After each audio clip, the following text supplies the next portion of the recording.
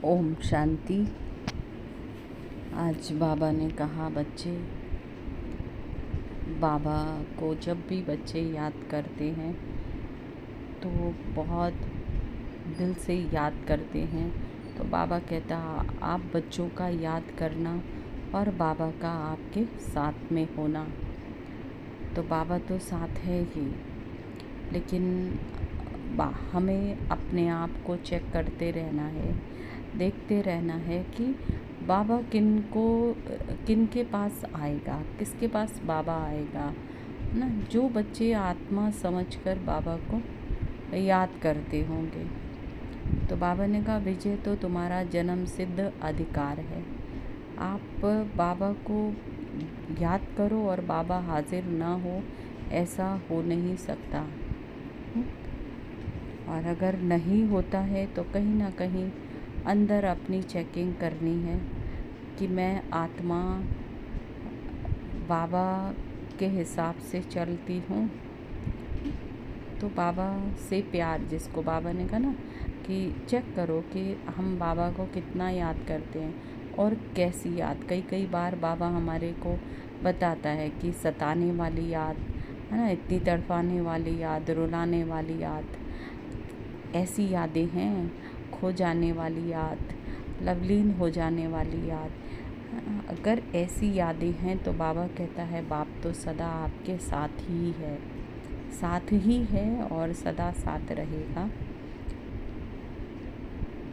और फिर जहाँ बाबा साथ है, जहाँ शिव पिता परमात्मा साथ है, तो बाबा कहते हैं उस आत्मा के लिए क्या कमी है। सब कुछ, सारे खजाने ही, जो खजानों का मालिक ही अपना हो गया तो फिर खजाने ही अपने हैं। कितने खजाने अपने बन जाएंगे ना। तो सुनते हैं आज बाबा की 3 तारीख की वाणी। बाबा बताते हैं मीठे बच्चे, आज की अव्यक्त वाणी का टाइटल है विश्व की आत्माओं को दुखों से छुड़ाने के लिए मनसा सेवा को बढ़ाओ, संपन्न और संपूर्ण बनो। तो आज सर्व खजानों के मालिक बाप दादा अपने चारों ओर के सर्व खजाने संपन्न बच्चों को देख रहे हैं। कौन से बच्चों को देखा बाबा ने? सर्व खजाने, 1 खजाना, 2 खजाना, 4 खजाना नहीं, सब खजाने जिनके संपन्न हैं, है ना, सारे चीज़ें हैं। जैसे एक बच्चा स्कूल जाता है, ठीक है, तो उसको स्कूल जाने के लिए सब कुछ ही होता है ना, माना उसको टाई भी, बेल्ट भी, हाँ, और उसकी ड्रेस भी, उसका शूज़ भी, उसका बैग भी, तो उसकी बुक्स, नोटबुक, पेंसिल को पूरा कंप्लीट होकर के ही उसे स्कूल भेजना होता है। तो वो सब खजानों में, जैसे अपने रसोई में चले जाओ, तो वहाँ पर सब कुछ चाहिए होता है। अगर भोजन बनाना है तो सब कुछ चाहिए, और सब कुछ चाहिए माना थोड़ा थोड़ा है, कम ज़्यादा है, तो उसको भी हम भरपूर नहीं, पूरा नहीं कहेंगे। तो ऐसे ही बाबा ने जो हमको खजाने दिए हैं, पहले तो खजाने समझने हैं कि बाबा ने हमें क्या क्या खजाने दिए हैं। और खजाने अगर हमें पता हैं तो फिर उनको अब चेक करना होगा कि वो सारे खजानों में हम संपन्न हैं या कुछ हैं कुछ नहीं हैं। तो बाबा कहते हैं बाप दादा ने हर बच्चे को सर्व खजाने का मालिक बनाया है, एक ही देने वाला, और सबको एक जैसे सर्व खजाने दिए हैं, किसको कम किसको ज़्यादा नहीं दिए हैं। क्यों? बाप अखुट खजानों के मालिक है। बाबा ने कहा मैं किसी को ज़्यादा किसी को कम क्यों दूंगा। मेरे पास अगर लिमिट का होता, ख़त्म हो जाने वाली चीज़ होती, हाँ, कि मैं इसको दे दूंगा, इसको ज़्यादा दूंगा, तो फिर उसको क्या दूंगा। अगर ऐसा कुछ बाबा के पास होता तो फिर बाबा कहते हैं तब तो कहते, है ना, कि कम ज़्यादा दिया, इसलिए दिया क्योंकि देने वाले पर ही ख़त्म हो गया था, क्योंकि उसने उसको ज़्यादा दे दिया। लेकिन बाबा क्या कह रहा है, बाप तो है ही अखुट खजानों का मालिक, कभी ख़त्म ना होने वाला। जैसे सागर में पानी कभी ख़त्म ही नहीं हो सकता, जितना मर्जी ले लो, तो ऐसे ही बाबा कहते हैं, बाबा के पास अखुट खजाने बेहद का खजाना है, इसीलिए हर एक बच्चा अखुट खजाने का मालिक है। तो बाप दादा ने सर्व बच्चों को एक जितना एक जैसा दिया है, लेकिन धारण करने वालों में कोई सर्व खजाने धारण करने वाले हैं, कोई यथाशक्ति धारण करने वाले हैं, कोई नंबर 1 है तो कोई नंबर वार है। जिसकी जैसी बुद्धि, जिसकी जैसी समझ, और जिसको जिसको उस समझ से जिसने जितना कर पाया, जितनी शक्ति लगाई, जितने उसने एफर्ट लगा पाए, उतना उतना उसने ले लिया, पा लिया, उस हिसाब से उसके नंबर हो गए।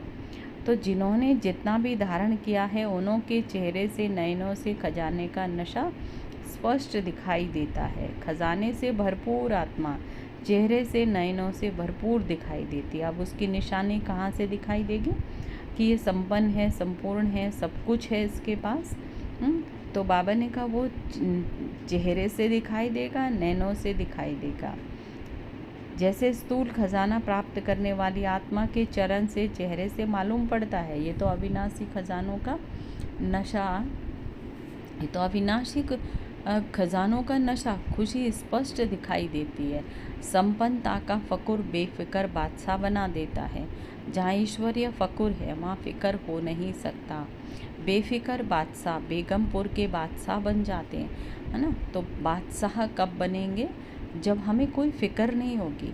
तो आत्मा को फ़िक्र कब नहीं होगी? हमें फ़िक्र कब नहीं होगी?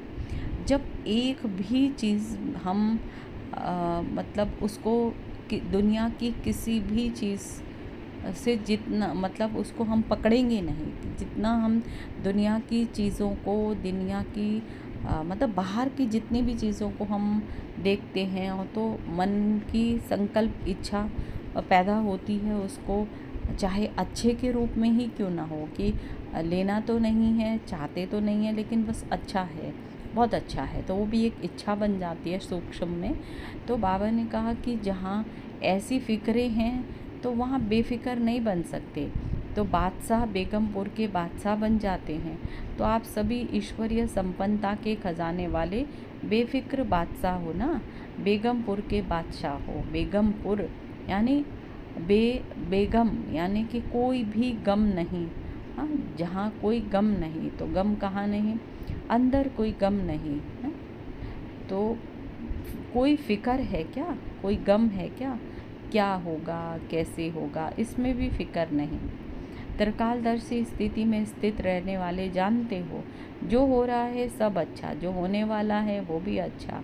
क्यों अच्छा है?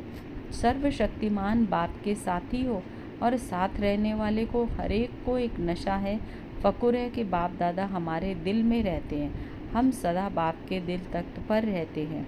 तो ऐसा नशा है ना, जो दिल तख्त नशीन है, उसके संकल्प तो क्या, स्वप्न भी दुख की लहर लहस भी नहीं आ सकती उसके अंदर। क्योंकि सब खजानों से भरपूर है। जो भरपूर चीज़ होती है ना, तो वो हलचल, उसमें हलचल नहीं होती है। हलचल कब होती है ना, मन के अंदर हलचल कब होती है? जब कोई जितनी चीज़ों को हमने मेरी कही है, जब वो मेरी चीज़ छिनती है, टूटती है, लुटती है, या फिर बाहर निकलती है, तो वो चीज़ वो फिर हिलाती है अंदर, अंदर हिलाने जैसी अवस्था को लाती है, तो फिर उससे हलचल आती है। तो बाबा ने कहा कि हलचल तब होती है जब अधूरा है, आधा है, थोड़ा है, लेकिन भरपूर होंगे तो कभी भी हलचल नहीं होगी। जिसको कहा ना, अधजल गाकर छलकत जा, आधा होगा तो ज़रूर छलकेगा, हिलेगा, हलचल में आएगा। तो चारों ओर के बच्चों की संपन्नता देख रहे थे। हर एक का बाप दादा ने जमा का खाता भी चेक किया। खजाना तो अकुट मिला है, लेकिन जो मिला है उस खजाने को कार्य में लगाते ख़त्म किया है। वह मिले हुए खजाने को कार्य में भी लगाया, बढ़ाया भी है। कितनी परसेंटेज में हर एक के खाते में जमा है? पूछा। जैसे हम अकाउंट खोलते अपने पास, है ना, अपना खाता खोलते हैं बैंक में, तो उसमें हम जितना डालते रहते हैं, जमा करते रहते हैं, तो फिर चेक भी करते हैं ना, स्टेटमेंट आती है कि इतना जमा है, इतना जमा है। तो बाबा पूछ रहा है कि जमा भी है, हाँ, खजाने को काम में भी लगाया और फिर उसको काम में लगाएंगे तो बढ़ाते, जिससे पैसा रखा रखा नहीं बढ़ता है, तो उसमें उसको अगर किसी काम में लगा देंगे तो वो उससे दूसरी और कमाई, फिर और कमाई। ऐसे ही बाबा भी कह रहा है कि जो खजाने मेरे से लिए हैं, मैंने तुम्हें बच्चों को दिए हैं, क्या उन्हें काम में लगाकर बढ़ाया है? और बढ़ाया है तो कितना बढ़ाया, तो कितनी परसेंटेज में हर एक के खाते में जमा है? क्योंकि यह खजाना सिर्फ अब इस समय के लिए नहीं है, ये खजाना तो भविष्य में भी साथ चलना है, जमा हुआ ही साथ में जाएगा। तो परसेंटेज देख रहे थे, क्या देखा? सेवा तो सभी बच्चे यथा योग व यथाशक्ति कर रहे हैं, लेकिन सेवा का फल जमा होना, उसमें अंतर हो जाता है। आप सभी तो सेवा कर रहे हैं, परंतु जमा किसका होगा? जैसे कल बाबा ने कहा, निमित्त भाव बन करके सेवा करेंगे तो सफलता मिलेगी। निमित्त भाव किसको कहा? कि सिर्फ जिसमें कर्तापन का कोई भी भान ना हो, हाँ, सिर्फ उसे पता है कि मतलब ये काम मुझसे करवाया जा रहा है और बाकी मैं इसको कर नहीं रहा हूँ, बस मुझे करवाया जा रहा है, तो उसमें कर्तापन का कोई भान नहीं होगा, वो है निमित्त बनना। तो ऐसे निमित्त बन के जब हम सेवा करते हैं तो उसमें सफलता मिलती है। तो बाबा क्या कह रहे हैं कि जमा हुआ ही साथ जाएगा। तो परसेंटेज देख रहे थे, क्या देखा? सेवा तो सभी बच्चे यथा योग शक्ति से कर रहे हैं, लेकिन सेवा का फल जमा होना, उसमें अंतर हो जाता है। कई बच्चों का जमा का खाता देखा, सेवा बहुत करते हैं, लेकिन सेवा का फल जमा हुआ या नहीं, उसकी निशानियाँ क्या होंगी? सेवा कोई भी हो, चाहे मनसा वाचा कर्मणा, तीनों में 100% मार्क्स होती है, तीनों ही 100 हैं। सेवा तो की, लेकिन अगर सेवा करने के समय व सेवा के बाद स्वयं अपने मन में अपने से संतुष्ट हैं और साथ में जिनकी सेवा की, जो सेवा में साथी बनते हैं, साथ वह सेवा करने वालों को देखते सुनते हैं, वो भी संतुष्ट हैं, तो समझो जमा हुआ। स्व की संतुष्टता सर्व की संतुष्टता नहीं है, तो परसेंटेज का जमा कम हो जाता है। तो यथार्थ सेवा की पहली विधि भी बताई, 3 बातें विधि पूर्वक हैं तो जमा है, वो सुनाया। एक है निमित्त भाव, दूसरा निर्माण भावना, तीसरा निर्मल स्वभाव, निर्मल वाणी। तो भाव, भावना और स्वभाव बोल, अगर ये तीनों बातों में से एक भी कम है, 1 2 में नहीं, एक है 2 नहीं है, 2 हैं 1 नहीं है, तो वो कमज़ोरी जमा की परसेंटेज कम कर देती है। तो 4 ही सब्जेक्ट में अपने आप को चेक करो, क्या 4 ही सब्जेक्ट में हमारा खाता जमा हुआ है? क्यों? बाप दादा ने देखा, कईयों की 4 बातें जो सुनाई, भाव भावना, उस प्रमाण कई बच्चों का सेवा समाचार बहुत है, लेकिन जमा का खाता कम है। हर खजाने को चेक करो, ज्ञान का खजाना, अर्थात जो भी संकल्प कर्म किया वो नॉलेजफुल होकर किया, साधारण तो नहीं हुआ। योग अर्थात सब शक्तियों का खजाना भरपूर हो। तो चेक करो हर दिन की दिनचर्या में समय प्रमाण जिस शक्ति की आवश्यकता है उसी समय वो शक्ति ऑर्डर में रही। तो मास्टर सर्वशक्तिमान का अर्थ ही है मालिक। ऐसे नहीं समय बीतने के बाद शक्ति का ही सोचते रह जाएं। अगर समय पर ऑर्डर करने पर शक्ति मर्ज नहीं होती, एक शक्ति को भी अगर ऑर्डर नहीं चला सकते हो तो निर्विघ्न राज्य के अधिकारी फिर कैसे बनेंगे? तो शक्तियों का खजाना कितना जमा है, जो समय पर कार्य में लगाते हैं वो जमा होता है। तो चेक करते जा रहे हो मेरा खाता क्या है, क्योंकि बाप दादा को सभी बच्चों से अति प्यार है। बाप दादा यही चाहते हैं सभी बच्चों का जमा का खाता भरपूर हो, धारणा में भी भरपूर। धारणा की निशानी है हर कर्म गुण संपन्न होगा। जिस समय जिस गुण की आवश्यकता है वह गुण चेहरे चलन में इमर्ज दिखाई दे। अगर कोई भी गुण की कमी है, मानो सरलता के गुण की कर्म के समय आवश्यकता है और मधुरता की आवश्यकता है, चाहे बोल में चाहे कर्म में। अगर सरलता मधुरता के बजाय थोड़ा भी आवेशता है, थकावट के कारण बोल मधुर नहीं है, चेहरा मधुर नहीं है, सीरियस है, तो गुण संपन्न तो नहीं कहेंगे ना। तो कैसा भी सरकमटांस हो, यानी कैसी भी समस्या हो, परिस्थिति हो, लेकिन मेरा जो गुण है वो मेरा गुण इमर्ज होना चाहिए। तो अभी शॉर्ट में सुना रहे हैं। ऐसे ही सेवा में सेवादारी की सबसे अच्छी निशानी है स्वयं भी सदा हल्का, लाइट और खुशनुमा दिखाई दे। सेवा का फल है खुशी। अगर सेवा करते समय खुशी गायब हो जाती है तो सेवा का खाता तो जमा नहीं होता। सेवा की, समय लगाया, मेहनत की तो थोड़ी परसेंटेज में वो जमा होगा, फालतू नहीं जाएगा, लेकिन जितनी परसेंटेज में जमा होना चाहिए उतना नहीं होता। तो ऐसे ही संबंध संपर्क की निशानी है। दुआओं की प्राप्ति हो, जिसके भी संबंध संपर्क में आए उनके मन से आपके प्रति दुआएं निकले। बहुत अच्छा, बाहर से नहीं दिल से निकले, दिल से दुआएं निकले। और दुआएं अगर प्राप्त हैं तो दुआएं मिलना यह बहुत सहज पुरुषार्थ का साधन है। भाषण नहीं करो, चलो मनसा सेवा भी इतनी पावरफुल नहीं है। कोई नए नए प्लान नहीं बनाने आते, कोई हर्जा नहीं। सबसे सहज पुरुषार्थ का साधन है दुआएं लो और दुआएं दो। बाबा हमें पिछले कई समय से इस बात पर बहुत ध्यान खिंचवा रहा है। बच्चे अगर कुछ भी नहीं हो पा रहा है ना, चारों सब्जेक्ट अगर नहीं अच्छे से हो पा रहे हैं तो एक बात का ध्यान रख लो कि हमको दुआ देना है और दुआएं लेनी है। अब चाहे दूसरा हमारे को वो कैसा कुछ भी दे रहा हो वो देता रहे, लेकिन हमको अपने से दुआ देनी है।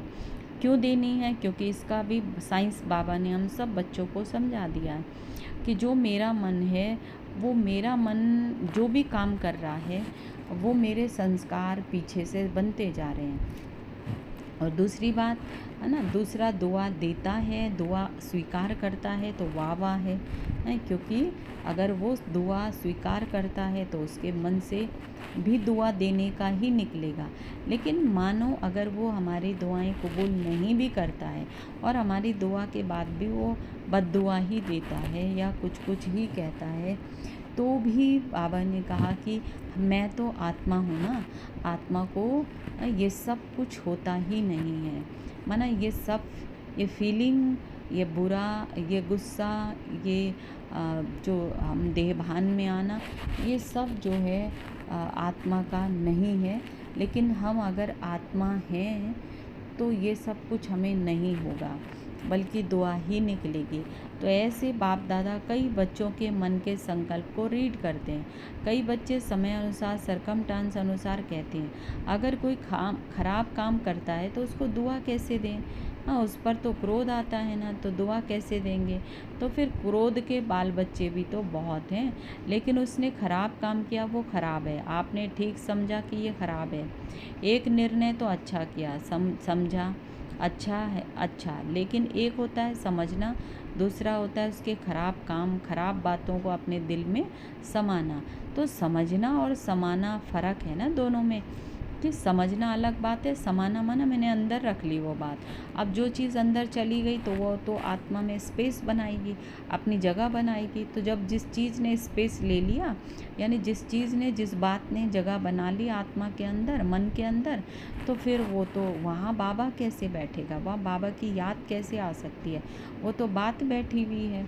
तो पहले वो समाना नहीं है। समाने का मतलब उसको बार बार सोच सोच के बहुत गहराई से सोच के, कैसे बोल दिया मेरे लिए, कैसे कर दिया मेरे साथ ऐसा, कैसे, और अब मैं ऐसा करूँगी। तो फिर क्या होता है, वो जब चिंतन, एक शब्द, एक लाइन जब 10 बार हमारे अंदर चिंतन बन जाता है, उसको हम बार बार सोचते रहते हैं, तो हमारे मन के अंदर अच्छी खासी जगह वो बना लेता है, वो बात बना लेती है। और फिर जब वो जगह ले लेती है तो वो बार बार मन का चिंतन चलता रहेगा, जिससे एक तो मन की शक्ति जाती है, समय जाता है, तो बहुत सारे नुकसान होते हैं। इसलिए बाबा कह रहा है कि फ़र्क है ना। अगर आप समझदार हो, क्या समझदार कोई ख़राब चीज़ अपने पास रखेगा? लेकिन वो ख़राब है, आपके दिल में समाया है, अर्थात आपने ख़राब चीज़ अपने पास रखी है, संभाली है। समझना अलग चीज़ है, समाना अलग चीज़ है। तो समझदार बनना तो ठीक है, लेकिन समाओ नहीं अंदर। ये तो है ही ऐसा, समा लिया है। ये तो जब हम ऐसा कह देते हैं तो इसका मतलब हमने समा लिया। ऐसे समझकर व्यवहार में आना ये समझदारी नहीं है। तो बाप दादा ने चेक किया, अभी समय ऐसा समीप नहीं आ रहा है आपको लाना है। कई पूछते हैं थोड़ा सा इशारा तो दे दें, 10 साल लगेंगे, 20 साल लगेंगे, कितना लगेगा? तो बाप बच्चों से प्रश्न करता है। बाप से तो प्रश्न बहुत करते हैं ना, तो आज बाप बच्चों से प्रश्न करता है। समय को समीप लाने वाला कौन? ड्रामा है, लेकिन निमित्त कौन है? आपका एक गीत भी है, किसको रोके रुका है सवेरा, है ना गीत। तो सवेरा लाने वाला कौन है? विनाशकारी तो तड़प रहे हैं कि विनाश करे, लेकिन नव निर्माण करने वाले इतने रेडी हैं। अगर पुराना खाता खत्म हो जाए, नया निर्माण नहीं होगा तो क्या होगा? इसीलिए बाप दादा ने अभी बाप के बजाय टीचर का रूप धारण किया, होमवर्क दिया है ना। तो कौन होमवर्क देता है? टीचर। लास्ट में है सदगुरु का पाठ। तो अपने आप से पूछो, संपन्न संपूर्ण स्टेज कहाँ तक बनी है? क्या आवाज़ से परे व आवाज़ में आना दोनों ही समान है? जैसे आवाज़ में आना जब चाहो सहज है, ऐसी आवाज़ से परे जाना जब चाहे सहज हो जाए, वैसे है। सेकंड में आवाज़ आ सकते हैं, आवाज़ में सेकंड में आवाज़ से परे हो जाएं, इतनी प्रैक्टिस है। जैसे हीरे शरीर द्वारा जब चाहो जहाँ चाहो आ जा सकते हो ना, जैसे मन बुद्धि द्वारा जब चाहो जहाँ चाहो वहाँ जा सकते हो। लेकिन अंत में जब मार्क्स उसको मिलेगी जो सेकंड में जहाँ चाहे जैसा चाहे, जो ऑर्डर करना चाहे उसमें सफल हो जाए। साइंस वाले भी यही प्रयत्न कर रहे हैं, सहज भी हो और कम समय में सफल भी हो। तो ऐसी स्थिति है। क्या मिनटों तक आए हैं, सेकंड तक आए हैं, कहाँ तक पहुँचे? तो जैसे लाइट हाउस सेकंड में ऑन करते हो, अपनी लाइट फैलाते हैं, ऐसे आप सेकंड में लाइट हाउस बन चारों ओर लाइट फैला सकते हो। यह स्थूल आँख है, एक स्थान पर बैठे दूर देख सकती है ना, तो फैला सकती है ना। तो ऐसी अपनी दृष्टि है हाँ? तो ऐसे आप तीसरे नेत्र द्वारा एक स्थान पर बैठे चारों ओर वरदाता विदाता बन नज़र से निहाल कर सकते हो। अपने को सब बातों में चेक कर रहे हो। इतना तीसरा नेत्र क्लीन और क्लियर है। तो सभी बातों में अगर थोड़ी भी कमजोरी है तो उसका कारण पहले भी सुनाया कि यह हद का लगाव है, मैं और मेरा। तो जैसे मैं के लिए स्पष्ट किया था, होमवर्क भी दिया था, दो मैं को समाप्त कर एक मैं रखनी है। पिछले संडे ही बाबा ने मुरली में चलाया था ना कि एक दिल शिकस्त वाला मैं है ना, एक आत्मा वाला मैं है, देह अभिमान। तो बाबा ने दो मैं कट करवाए और एक मैं को कहा बस ये एक मैं रखना। तो जो इस होमवर्क में सफल हुए वह हाथ उठाओ। तो बाप दादा ने सबको देखा, हिम्मत रखो, डरो नहीं, हाथ उठाओ। अच्छा है, मुबारक मिली, बहुत थोड़े हैं, इनके साथ हाथ टीवी में दिखाओ। बहुत थोड़ों ने हाथ उठाया, अभी क्या करें? सभी को अपने ऊपर हंसी भी आ रही है। अच्छा, दूसरा होमवर्क था क्रोध को छोड़ना है। तो ये सहज है ना, क्रोध किसने छोड़ा है? पूछा। इतने दिनों में क्रोध नहीं किया, इसमें बहुतों ने हाथ उठाया, इसमें थोड़े ज़्यादा हैं। जिन्होंने क्रोध नहीं किया आपके आसपास रहने वालों से भी पूछेंगे, जिन्होंने हाथ उठाया वो खड़े हो जाओ। बहुत अच्छा है, क्रोध नहीं किया है। संकल्प में मन में क्रोध आया, चलो फिर भी मुबारक हो। अगर मन में आया, मुख से नहीं किया तो भी मुबारक है, बहुत अच्छा है। तो आप ही रिजल्ट के हिसाब से देखो, क्या स्थापना का कार्य स्वयं को संपन्न बनाना और सब आत्माओं को मुक्ति का वर्षा दिलाना ये संपन्न हुआ है। स्वयं को जीवन मुक्त स्वरूप बनाना और सर्व आत्माओं को मुक्ति और मुक्ति का वर्षा दिलाना, ये है स्थापना करता श्रेष्ठ आत्माओं का श्रेष्ठ कर्म। तो बाप दादा इसीलिए पूछता है कि सर्व बंधनों से मुक्त जीवन मुक्ति की स्टेज पर संगम पर ही पहुंचना है, वह सतयुग में पहुंचना है। तो संगम युग में ही तो संपन्न होना पड़ेगा, वहाँ भी राजयोग करके सीखना है। संपन्न तो यहीं बनना है ना, संपूर्ण भी यहीं बनना है। तो संगम के समय का भी सबसे बड़ा खजाना है। तो किसको रोका है सवेरा, बताओ। तो बाप दादा क्या चाहते हैं? क्योंकि बाप की आशाओं का दीपक बच्चे ही हैं, तो अपना खाता अच्छी तरह चेक करो। कई बच्चों को तो देखा, कई बच्चे तो मौजीराम में मौज में चल रहे हैं, जो हुआ सो अच्छा। अभी तो मौज मना लो। सतयुग में कौन देखता है, कौन जानता है? तो जमा के खाते में ऐसे मौजी लाल कहो, मौजी राम कहो, ऐसे भी बच्चे देखे। मौज कर लो, दूसरों को भी कहते हैं अरे क्या करना है, मौज करो, खाओ पियो मौज करो। कर लो मौज, बाप भी कहते हैं कर लो। अगर थोड़े में राजी रहने वाले हो, थोड़े में राजी हो जाओ। विनाशी साधनों की मौज अल्पकाल की होती है, तो सदा काल की मौज छोड़ अगर अल्पकाल के साधन की मौज में रहना चाहते हैं तो बाप दादा क्या कहेगा, इशारा ही देगा और क्या करेगा। कई हीरों की खान पर जाकर 2 हीरे लेकर ही खुश हो, उसको क्या कहेंगे। तो ऐसे नहीं बनना, अतीन्द्रिय सुख के मौज के झूले में झूलो, तो अविनाशी प्राप्तियों के झूले की मौज में झूलो। ड्रामा में देखो माया का पार्ट भी विचित्र है। इस समय ऐसे ऐसे साधन निकले हैं जो भी पहले थे नहीं, लेकिन बिना साधन के जिन्होंने साधना की, सेवा की, वो तो एग्जाम्पल सामने है ना। क्या ये साधन थे, लेकिन कितनी सेवा हुई, क्वालिटी तो निकली है ना। तो आदि रतन तो तैयार हो गए ना। ये साधनों के आकर्षण है। साधनों को यूज़ करना रॉन्ग नहीं कहते, लेकिन साधना को भूल साधन में लग जाना, इसको बाप दादा रॉन्ग कहते हैं। साधन जीवन के उड़ती कला का साधन नहीं है, आधार नहीं है। साधना आधार है। अगर साधना के बजाय साधनों के आधार बनाया, साधनों को आधार बनाया, तो रिजल्ट में क्या होगी, साधन विनाशी और रिजल्ट क्या है, साधना। तो अविनाशी उसकी रिजल्ट क्या होगी। अच्छा, चारों ओर के बाप दादा के पुरुषार्थ और प्यार के समाचार पत्र बाप दादा को मिले।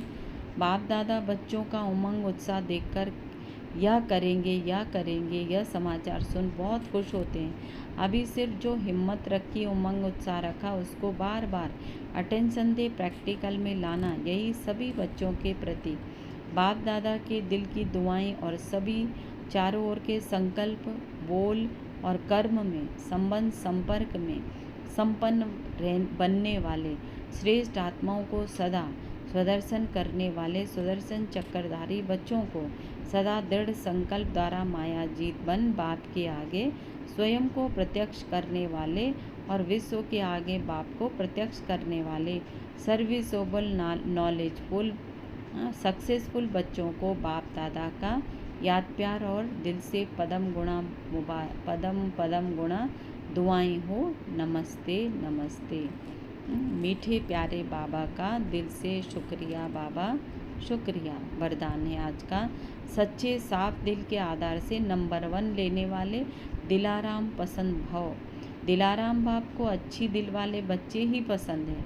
दुनिया का दिमाग ना भी हो, लेकिन अच्छी साफ दिल हो तो नंबर 1 ले लेंगे, क्योंकि दिमाग तो बाप इतना बड़ा देता है जिससे रचयिता को जानने से रचना के आदि मध्य अंत की नॉलेज को जान गए हो। तो यह तो सच्ची साफ दिल के आधार से ही नंबर बनते हैं, सेवा के आधार से नहीं। सच्चे दिल की सेवा का प्रभाव दिल तक पहुंचता है। दिमाग वाले नाम कमाते हैं और दिल वाले दुआएं कमाते हैं। स्लोगन है, सबके प्रति शुभ चिंतन, शुभ भाव कामना रखना ही सच्चा परोपकार बनना है। आज के अव्यक्त इशारे हैं, जो बच्चे परमात्मा प्यार में सदा लवलीन खोए हुए रहते हैं, उनकी झलक और फलक अनुभूति की किरणें इतनी शक्तिशाली होती हैं जो कोई भी समस्या समीप आना तो दूर, लेकिन पंख उठाकर भी नहीं देख सकती, क्यों, उन्हें कभी किसी भी बात प्रकार की मेहनत नहीं करनी पड़ती। अच्छा, ओम शांति।